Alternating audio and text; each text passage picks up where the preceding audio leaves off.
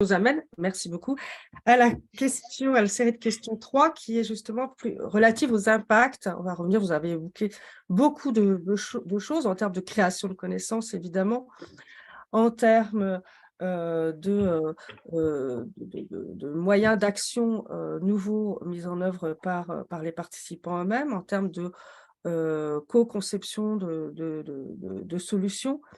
Impact de la recherche, mais notamment donc justement quant à l'évolution, par exemple, des perceptions des parties prenantes quant aux problèmes que étudie votre démarche, votre recherche. Donc, comment la perception de ces problématiques peut évoluer. Comment également votre démarche a pu transformer les relations entre les parties prenantes elles-mêmes, important notamment. Évidemment, on l'imagine sur les questions notamment agricoles et de l'eau, pas seulement.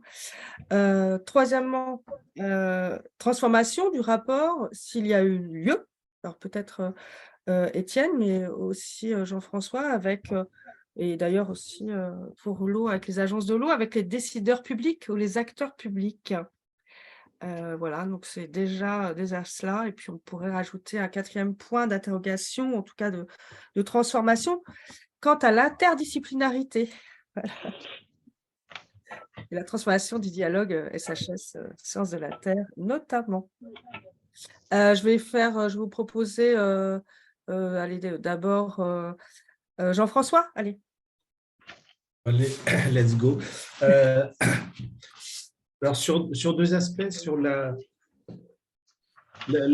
perception, je vais reprendre finalement l'exemple des populations là, autour de Fukushima, je l'avais dit un petit peu tout à l'heure, mais c'est vrai que le fait de donner un outil, surtout sur la radioactivité, quelque chose qui n'est pas perceptible, donc on est obligé de passer par par un appareil ou un système pour le mesurer. Donc ça, voilà, c'est intrinsèque à l'objet radioactivité.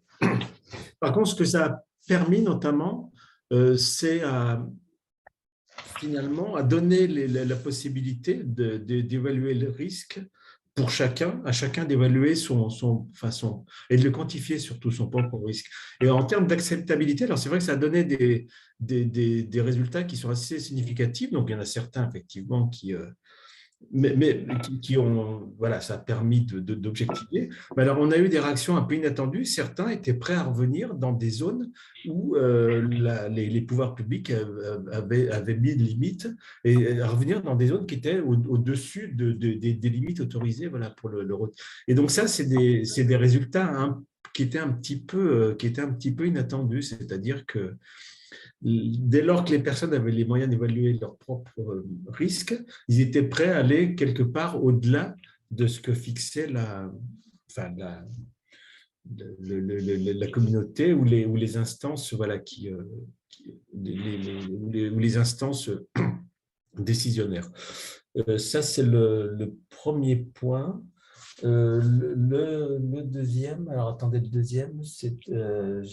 faut que Par rapport aux relations entre les parties prenantes elles-mêmes. Alors, relation entre les parties prenantes, c'est vrai que on l'a vu quelque part autour des CLI, on le voit dans ce qu'on est en train de mettre en place en Espagne, où c'est le fait que, alors, dans notre domaine, là, par exemple, EDF qui est l'exploitant, ou en Espagne, là, c'est l'autorité, il y a une réticence au départ à donner les clés d'un système comme ça à une personne lambda du public par crainte de ne plus maîtriser ou contrôler ce qui va pouvoir être mesuré et ce qui va pouvoir être fait des mesures. Et donc ça, c'est quelque chose qui évolue. Là, on l'a vu notamment, voilà, autour avec ce qui est fait autour des CLI, notamment par rapport à l'exploitant, voilà, et on est en train de le voir en Espagne, où il y a une vision justement qui change un petit peu et qui finalement se dit que quand on donne les clés, c'est pas forcément, comment dire, le public ça va finalement se l'approprier et va avoir, voilà, une vision et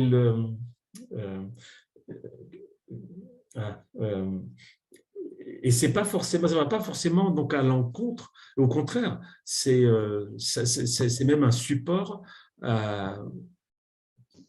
aux parties prenantes pour pouvoir faire accepter, c'est pas l'objectif de faire accepter, mais qui permet d'objectiver justement une situation ou la perception d'un problème. Voilà. Et ça c'est quelque chose qu'on commence à voir et qui est intéressant, effectivement.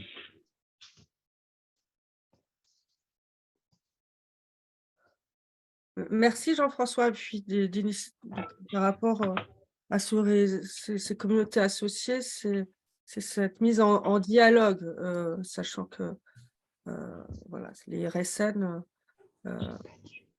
a donc sa posture, voilà, de mise en dialogue du sujet. Ouais, finalement, c'est des projets qui sont un peu, entre guillemets, des facilitateurs, hein, pour établir des liens, des dialogues entre des communautés, des instances de décideurs, des exploitants, enfin bref, c'est quelque chose qui est important. Et un dernier point, les mesures, tu peux rappeler, excuse-moi, les mesures ainsi produites sont réexploitées par qui? Est-ce que ça a une valeur création de connaissances ou Alors, pour l'instant, effectivement, on a une marge de progrès sur l'utilisation des mesures. Aujourd'hui, on a commencé à comment dire, elles sont utilisées d'une part pour compléter les données existantes de mesures dans l'environnement qui sont faites par ailleurs, et ça à l'échelle mondiale.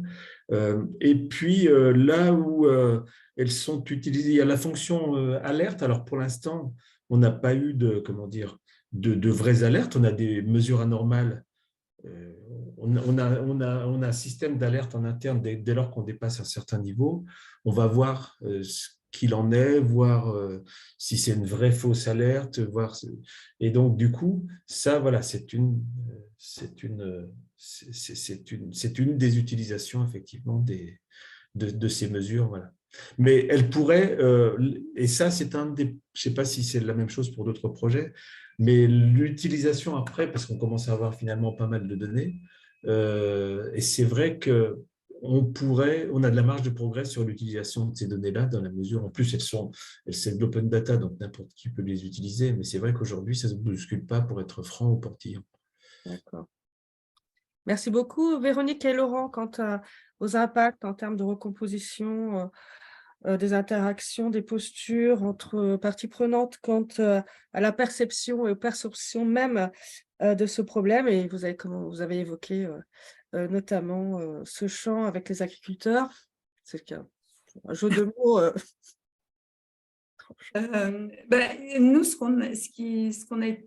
enfin, le point qui nous a étonné, c'est que donc on était sur potentiellement sur des tensions assez fortes, et les acteurs les parties prenantes, hein, ont toujours ont toujours partagé leur façon de voir avec bienveillance et compréhension. Enfin, sur un atelier, on avait même à une même table, hein, on avait le représentant de la FDSEA et puis le représentant d'Eau et Rivières de Bretagne. Et il y a c'est ce que vient de dire Jean-François, il y a ces espaces de dialogue, et les gens certaines personnes sont même venues nous remercier à la fin. Et finalement, les connaissances, enfin, tout ce qu'on a discuté a été moins important. Ce qui était important, c'est qu'on ait créé un espace de dialogue pour discuter de problèmes de l'eau, alors que c'est des gens qui sont renvoyés eux-mêmes à leurs problèmes de gestion de l'eau, et il n'y a pas d'espace public. Le simple fait d'avoir créé un tout petit espace public là-dessus, ça a eu un effet pour beaucoup d'entre eux, hein, extrêmement bénéfique. En tout cas, ils nous ont dit que c'était ça qu'ils avaient, une des premières choses qu'ils avaient appréciées, c'était ça. Après, nous, ce qu'on a constaté, donc, nous, l'enjeu, c'était plus un enjeu cognitif, c'est-à-dire, voilà, sur les règles de partage de l'eau, sur la concentration de nitrate. Et ce qu'on a vu, c'est que grâce aux objets de médiation qu'on a créés avec un institut de design, avec l'Institut de design de Saint-Malo, ce qu'on a vu, c'est qu'en fait, les gens, il n'y a pas vraiment une montée en compétences, une montée en connaissances. C'est-à-dire que les gens, globalement, ils connaissent, ils savaient comment fonctionnaient les hydrosystèmes, etc. En revanche, le fait qu'on discute tous ensemble, ça a complexifié leur représentation des enjeux de l'eau, leur représentation des conséquences du changement climatique. Ce qui veut dire aussi, c'est important ce point pour moi, parce que ça veut dire que finalement le chercheur, il n'est pas là en tant que sachant, on ne s'est jamais présenté en tant que sachant, enfin surtout Laurent, voilà, surtout les hydrogéologues avec qui on a travaillé, ils ne sont jamais présentés en tant que sachant, parce que finalement les gens ils ont ces connaissances-là et les objets de médiation permettent vraiment d'articuler les connaissances. Et ce qui était vraiment le point essentiel. Et puis l'autre point qui était important sur l'angle des parties prenantes, c'est le fait qu'on les accompagne dans un projet d'avenir. Ça a été soulevé tout à l'heure. Effectivement, les gens ont du mal à se projeter à l'échelle 2070, par exemple, sur le changement climatique, etc. Et donc, et pourtant, ce n'était pas forcément tous des gens marginalisés. Je pense que voilà, les gens nous ont dit, en particulier les personnes qui ont un certain âge, hein, ils ont vraiment du mal à se projeter à l'échelle 2070. Et je pense que les discussions, cet espace de dialogue qu'on a créé, c'est aussi un accompagnement vers cette projection, voilà, pour qu'ils se rendent compte et qu'ils puissent prendre des décisions dans ce nouveau contexte. Concernant le dialogue, je reviens là-dessus sur le dialogue SHS Sciences de la Terre, parce que j'ai vu passer quelques commentaires là dans le chat. Nous, ce qu'on a vu, c'est que tant qu'on est resté, tant qu'on n'a pas eu de terrain en commun avec les hydrogéologues, les spécialistes des SHS, on a eu du mal à discuter ensemble. C'est vraiment autour d'un terrain commun qu'on a pu discuter. Et les SHS n'ont pas été là pour recruter ou pour mobiliser des bénévoles, puisqu'en fait, il y avait un bureau d'études, Marie-Jo Menozzi qui a suivi les débats hier était là. Donc, nous, c'est une spécialiste des sciences participatives et de l'animation des dispositifs de sciences participatives qui a pris cette fonction, hein, de mobiliser les bénévoles. Et nous, en tant que spécialistes des SHS, on a vraiment pu pleinement participer au débat, aux enjeux sociaux, au même titre que les autres spécialistes des autres disciplines. Du coup, en tout cas, moi, ça m'a permis effectivement de voir un petit peu comment se négociaient les nouvelles règles de gestion de l'eau pour le premier dispositif, hein, ou comment on pouvait négocier les différentes attentes des parties prenantes pour le deuxième dispositif. Donc, c'est pour moi, en tout cas, c'est vraiment une mine d'observation, de questionnement, de renouvellement des questions de recherche tout à fait fructueuses. Et la collaboration avec les hydrogéologues permet effectivement d'enrichir considérablement ce point de vue, puisqu'on a toujours la dimension de circulation de l'eau, des problématiques de circulation de l'eau qui arrivent derrière. Voilà, donc je vais arrêter ici. Merci beaucoup Véronique. Et Étienne, sur ces je cherchais un petit peu sur quel exemple est-ce que j'allais me baser cette fois-ci pour répondre. Je reviendrai sur cette journée qu'on a organisée donc, sur les plans de circulation. En fait, ce qu'on avait proposé dans cette journée-là, c'était effectivement une matinée pendant laquelle on venait un peu situer les questions. On avait identifié des thèmes sous-jacents, un peu les fondamentaux derrière comment faire pour penser une ville ensemble, mais qui étaient un peu cachés sous le tapis de la technique. Un petit peu tout ce qu'on a cherché vraiment à cacher, qui étaient les questions de sociologie des pratiques, des quartiers, les questions que veulent dire gouvernance et participation, les questions aussi du narratif, du récit de société. Et en fait, on avait des académiques qui sont venus donner des pitchs, justement, des chercheurs qui sont venus donner des pitchs d'une dizaine de minutes pour outiller, donner un peu les cadres analytiques, l'état de l'art sur ces grandes questions. Et en fait, on a vu par rapport aux parties prenantes de cette journée, donc je vous ai dit, c'était des membres de l'administration régionale, des membres des administrations communales, des praticiens de bureaux d'études et de participation. On a vraiment vu qu'en fait, venir visibiliser les mots, enfin venir mettre des mots sur des impensés, sur des ressentis, mais sur lesquels il n'y avait pas de... il était difficile, enfin, comment dire, c'était les sentiments de toutes ces sensations un petit peu il y a quelque chose qui est un peu off, quelque chose qui est décalé dans ce qui se passe, dans ces questions de plan de circulation. Venir mettre des mots, venir mettre un cadre théorique, venir mettre un regard disciplinaire, mais qu'on interconnectait sur cette matinée, permettait l'après-midi vraiment dans des ateliers d'ouvrir complètement en fait leur réflexion et leur compréhension de ce qui se jouait. Et du coup, on a vu que la manière dont ils pouvaient se positionner par rapport à ces questions-là s'ouvrait. Il y avait beaucoup plus de perspectives qui se mettaient dès lors qu'on avait mis des mots. L'apport justement du monde académique permettait vraiment de se dire, tiens, mais en fait, en termes de participation, nous, on avait une espèce de cadre politique qui était flou, on avait en fait une méthodologie, enfin une proposition de participation qui était pas claire. On invitait les gens à venir faire des trucs, on savait même pas pourquoi. Maintenant qu'on a effectivement ce cadre analytique, ça nous permet de voir pourquoi ça marchait pas, en fait, de voir pourquoi est-ce qu'on n'arrive pas à engager, de voir pourquoi est-ce que en fait on a créé de la frustration, de la déception, en fait. Et donc déjà, outiller avec cet apport scientifique permettait déjà de faire bouger par rapport à, enfin, d'outiller, de sentir les gens en capacité de déjà comprendre d'où venait le problème et de comprendre ce qui avait peut-être lieu de changer pour pouvoir créer un mouvement positif autour de ces politiques publiques. Et du coup, ça jouait aussi sur, tiens, mais en tant que partie prenante de nature différente, ils se voyaient aussi d'autres manières d'attaquer ces questions-là en collaboration.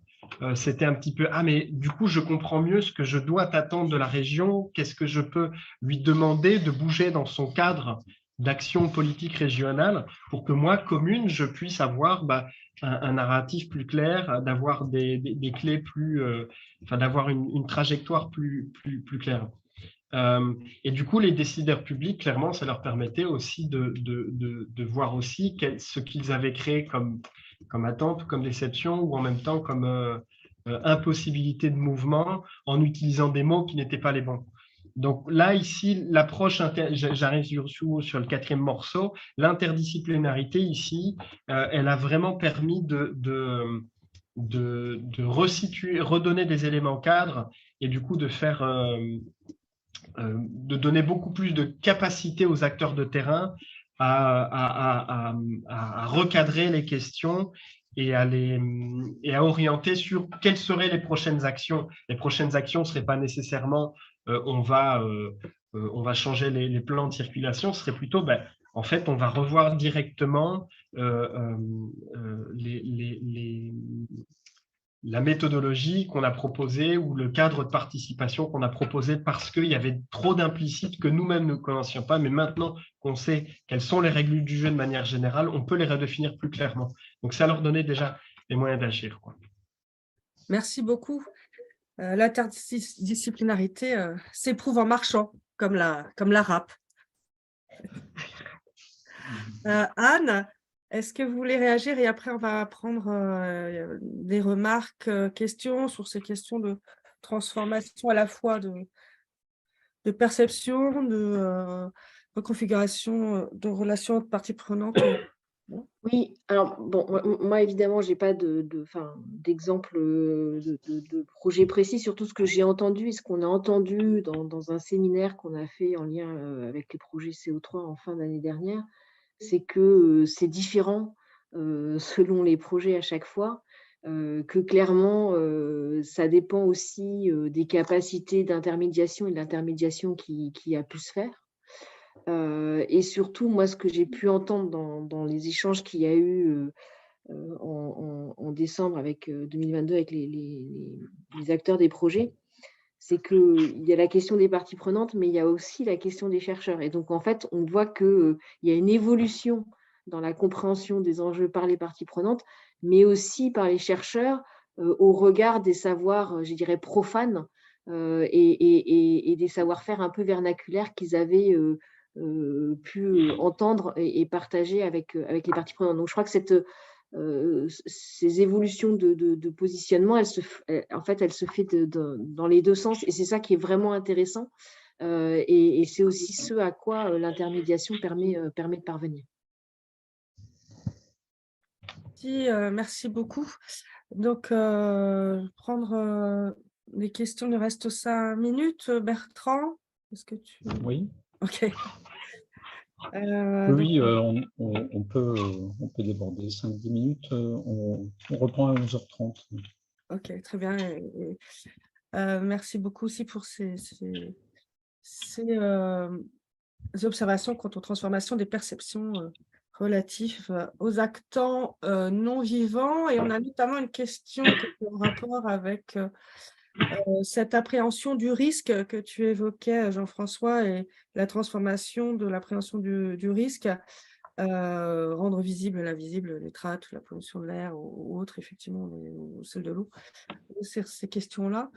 Pour le coup, cela ramène à une question qui est posée justement par Mathieu, et puis en résonance aussi avec Florian, sur le problème, en tout cas, de la tension entre des approches d'individualisation des risques. Voilà. Ça peut être sur l'eau aussi. Donc là, c'est plus en lien avec les approches comportementalistes peut-être de l'environnement. Et donc, ces approches individualisantes au regard des responsabilités collectives, sociétales, étatiques. Voilà. Alors, comment, par exemple, au niveau de l'IRSN, cette question de l'individualisation du risque ou l'appréhension du risque, ou la personne, comment elle va être impliquée, la personne participant à Open Radiation, comment elle est impliquée par rapport à cette question du risque? Comment elle est impliquée? Comment appliquer, pour le coup, elle est en veille, comment vous communiquez Oui, pour préciser, est-ce qu'il y a un accompagnement de la lecture des mesures, par exemple? Est-ce qu'il y a des ateliers où ils discutent des choses comme ça? D'accord. Alors, ouais. Alors, c'est vrai qu'une mesure brute comme ça, elle a besoin surtout dans un domaine, enfin, dans la plupart des domaines qui sont adressés ici, d'ailleurs, un chiffre, s'il n'est pas accompagné, s'il n'est pas contextualisé, il a un moindre intérêt, voilà, pour savoir comment ça se place par rapport à son propre, on se place par rapport au risque individuel. Alors, nous, ce qu'on fait, premièrement, on fait de la pédagogie effectivement sur le site Open Radiation, voilà, on contextualise la mesure, on donne des éléments de comparaison par rapport à d'autres risques, par rapport effectivement à des situations d'exposition qui parlent. Par exemple, on est exposé à des rayonnements ionisants dans le domaine médical, par exemple, donc voilà, quand on prend l'avion, on donne des éléments de comparaison, donc ça permet d'une part de contextualiser. Voilà ce qu'on essaie de faire. Alors, globalement, voilà, on va donner des éléments qui vont permettre de se situer par rapport à d'autres situations d'exposition ou d'autres risques. Voilà. Merci. Je ne sais pas si… Oui, non, mais de toute façon, elle est compliquée, cette question, parce qu'en fait, on a la même question sur les polluants de l'air aussi. En y répondant, je me rends compte qu'elle n'est pas si simple que ça. De l'eau, tous les éléments des C'est qu'il y a des choses qui sont justes à des niveaux populationnels en mesure de risque, etc., et qui sont peut-être moins vraies sur des expositions personnelles. Et des fois, ça crée de l'éco-anxiété qui peut être assez anxiogène, quoi, hein, pour les gens qui mesurent, justement. Et après, je pense que Florian, il avait répondu sur un autre ton, plutôt sur effectivement, de ne pas faire reposer l'action publique sur des individus en les responsabilisant sur des problèmes qui sont collectifs. Collectif, voilà. Ce qui est dit, il y a une chose qui est importante, là, qui est soulevée, c'est aussi la perception du risque. Alors, On publie un baromètre tous les, je ne me souviens plus, quelques 2-3 ans, sur la perception du risque. Et c'est vrai que c'est intéressant aussi d'avoir cette approche-là. Et donc, des outils ou des approches comme celles qu'on propose, je pense que l'intérêt, c'est que ça, en tout cas pour ceux qui sont un minimum prêts à entendre ou à s'ouvrir à des données extérieures, ben, ça va permettre d'objectiver un peu finalement le risque, ou là, en tout cas la perception. Voilà. Ah ouais, Là, c'est également un aspect important des différentes actions qu'on mène, là, qui sont menées dans les différents projets dont on parle. Florian, tu veux réagir justement? Merci beaucoup Jean-François sur Oui, moi, cette c'était réflexion importante. En fait, c'était plus une question. Enfin, moi, je trouve que l'avantage des dispositifs qu'on évoque aujourd'hui ou qu'on a évoqué hier, c'est de se placer au niveau de la personne et de voir comment, en fait, on amène, on coproduit une sorte d'extension de la personne qui va avoir de nouvelles compétences, de nouvelles connaissances, etc. Donc, ça c'est pour moi un vrai acquis des sciences participatives ou des dispositifs qui sont étudiés là aujourd'hui ou hier. Donc, cette montée en capacité, on va dire, pour reprendre des termes. Mais je trouve que ce côté-là, qui est forcément personnel, parce que cette montée en capacité, elle touche des gens, mais ça peut, comment dire, ça peut masquer, et ça masque beaucoup, je trouve, alors c'est une question que je pose à Anne Varret, hein, dans le discours que moi je vois dans mes responsabilités d'expertise, un discours qui est, il faut, enfin, le changement, il faut le générer au niveau individuel. C'est-à-dire que quand on fait des projets de recherche, c'est pour accompagner le changement et que ce changement, en fait, il commence par les gens. Sur les pollutions de l'air, par exemple, c'est très clair qu'il y a une tendance à travers les sciences participatives, à aller toucher les personnes en disant vous êtes aussi des acteurs du changement. On va travailler, par exemple, sur la pollution du chauffage domestique plutôt que de l'industrie, par exemple. Parce que le chauffage domestique, c'est aussi une manière d'individualiser les responsabilités, de dire aux gens, ben voilà, vous pouvez vous-même modifier un petit peu votre environnement pour réduire la pollution de l'air. Donc voilà, c'est toutes ces choses-là. Et il me semble qu'il y a place dans les institutions publiques, notamment de financement de la recherche, à modifier un peu ce gradient-là et tout en gardant cette importance de la personne, en fait, de toucher la personne et des sciences participatives qui touchent la personne, qui équipent comme ça a été dit tout à l'heure, équipent les gens avec une connaissance, un dispositif de mesure, mais en évitant de confondre, en fait, cette espèce de volonté des bailleurs financiers de tout mettre sur la responsabilité des gens, quoi. Anne, donc sur les approches comportementalistes, Oui, alors, parfois on se voit passer aussi des appels qui peuvent être centrés ou avoir une approche pas forcément qu'en France, hein, sur le nudge. Donc effectivement, ça pose question. oui, enfin, merci. Enfin, en tout cas, du point de vue de l'ADEME, c'est absolument pas ce qu'on recherche et que très clairement, on considère qu'il y a un enjeu de mobilisation collective et qu'il faut arrêter de faire porter les enjeux de transition écologique sur l'individuel. Donc ça, c'est voilà, ça c'est une position globale et donc c'est évident que on peut pas s'intéresser qu'à un individu. Si on prend l'exemple de la mobilité, on sait bien que demander aux gens de se déplacer différemment, s'il n'y a pas une action des collectivités par rapport à des propositions de services adaptés, etc., ça ne fonctionnera pas. Donc voilà, je prends cet exemple-là parce que je l'ai en tête. Donc, en tout cas, du point de vue de l'ADEME, c'est absolument pas ce qu'on recherche.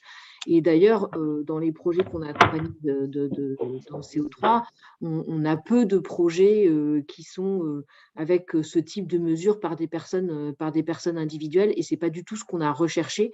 C'est vraiment plus d'accompagner des collectifs qui voulaient réfléchir ensemble à des chemins de transition. Je dis ça de manière un peu générale.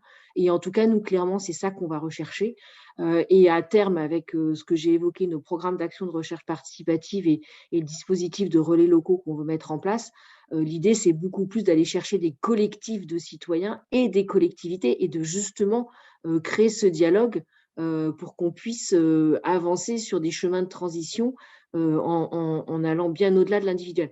Alors certes, nous, on a aidé notamment avec notre programme Acter des projets ciblés sur la pollution de l'air où effectivement là, il y avait des actions autour d'individualité, mais systématiquement, on a fait ça en travail avec des collectivités parce qu'on sait que s'il n'y a pas une approche qui va au-delà de l'individu, ça ne servira à rien. Voilà ce que je peux vous dire, en tout cas en l'état.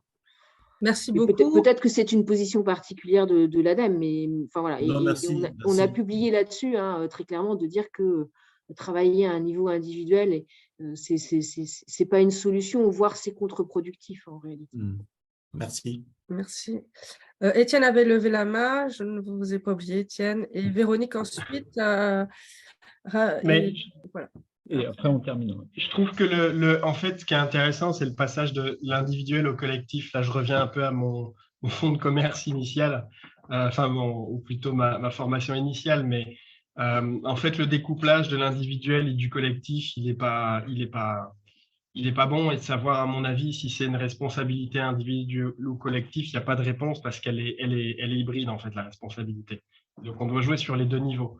Mais concernant la prise de mesures individuelles, le positionnement par rapport aux normes, moi, ça m'appelle à prendre un peu le contre-pied, à voir la question autrement, ou faire une nouvelle proposition à partir de ça. C'est comment est-ce qu'on peut plutôt réutiliser justement ces méthodologies distribuées de collecte de données pour réinterroger les normes, en fait.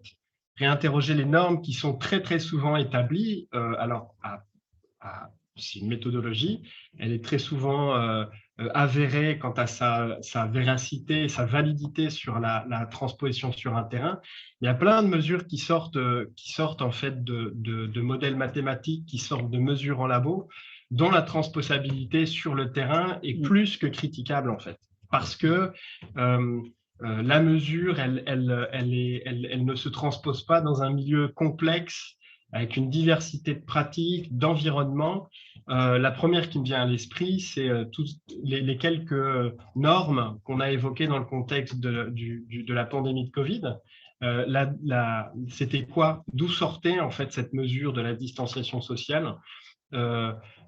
Les questions qu'on a vues émerger sur oui, mais est-ce qu'on peut recommander en fait des masques autoproduits parce que ça va être quoi la procédure de lavage? En fait, on aurait pu justement utiliser ces contextes-là pour tester des nouvelles méthodes basées sur des sciences citoyennes, des approches en co-création, pour réévaluer un petit peu les normes en termes de pratique, en termes de process sur les nouveaux protocoles à déployer dans un concret, dans un réel, quand vous n'êtes pas en train d'avoir des besoins de niveau d'asepsie tels que ceux d'un hôpital qui doit verrouiller l'entrée à tous les virus, quoi. Et qu'en fait, vous parlez de communauté scolaire, vous parlez de communauté familiale. Voilà, donc je pense qu'il y a un potentiel aussi derrière ça à réinterroger des normes, quoi. Merci Étienne. Oui, la métrologie citoyenne distribuée quand on regarde une métrologie normative. Voilà, ça c'est un sujet extrêmement important. Puis il y a création de connaissances locales aussi, donc qui se fait. Véronique, pour la dernière question. Oui, je vais aller vite parce que sinon les cafés vont refroidir. Donc, juste, je vais revenir sur deux points sur cette question de l'individualisation. Nous, ce qu'on voit, c'est que on crée des espaces de discussion dans lesquels il y a à la fois des collectifs et des individus qui participent, etc. Et en fait, c'est pas simplement derrière ces mesures, etc. C'est pas simplement les pratiques des individus qui sont interrogées, mais c'est aussi les pratiques des services, enfin les pratiques des collectivités locales, etc. Donc, il n'y a pas, dans ces espaces de discussion, il n'y a pas un partage comme ça on ne renvoie pas, enfin, c'est pas l'individu qui est il n'y a pas que l'individu, en tout cas, qui est questionné. Et juste sur la question de la norme, c'est un point qu'on a vu et qui est vraiment important. Effectivement, c'est sur le fait que sur l'eau, il y a énormément de normes qui vont être généralisées, c'est-à-dire qu'on va prendre une mesure, Laurent expliquait ça tout à l'heure, on va prendre une mesure à un temps T et on va l'appliquer à l'ensemble de l'exploitation. Et justement, les capteurs, une des attentes des capteurs, c'est de transformer cette norme, donc transformer du normatif en de la connaissance. Les agriculteurs, ils nous disent, mais moi, peu m'importe cette mesure, enfin, tant qu'elle rentre dans la norme, c'est bon, peu m'importe cette mesure, moi, ce qui m'importe, c'est de comprendre justement comment l'eau, elle circule sur mon exploitation pour pouvoir éventuellement répondre à la norme. Et du coup, ces capteurs, ils permettent, c'est un petit peu ce qu'on voit sur les connaissances locales, etc. Les capteurs, ils permettent une réappropriation de la norme, une transformation de la norme en du cognitif, en de la connaissance. Et là où les agriculteurs, il y en a un qui me disait, voilà, moi, je sais que je dois faire des travaux dans mon exploitation. En mesurant mes différents taux de nitrate, je vais pouvoir mieux adapter mon exploitation. Donc, on voit bien que ça permet d'aller au-delà d'une norme transcendante qui s'applique à tout le monde et auquel les agriculteurs n'arrivent pas à donner du sens en l'état actuel. Merci beaucoup, Véronique. Merci à toutes et tous de vos interventions. On n'a pas encore épuisé des questionnements qui étaient ou remarques qui étaient sur le chat. Voilà, notamment la question relative à des dispositifs de recherche étant portés par des acteurs non académiques, oui, pas mal d'exemples aussi qui montrent la diversité des configurations. C'était d'ailleurs même au cœur de questionnement dans le chat sur l'acceptation de ces diversités de configurations. Voilà.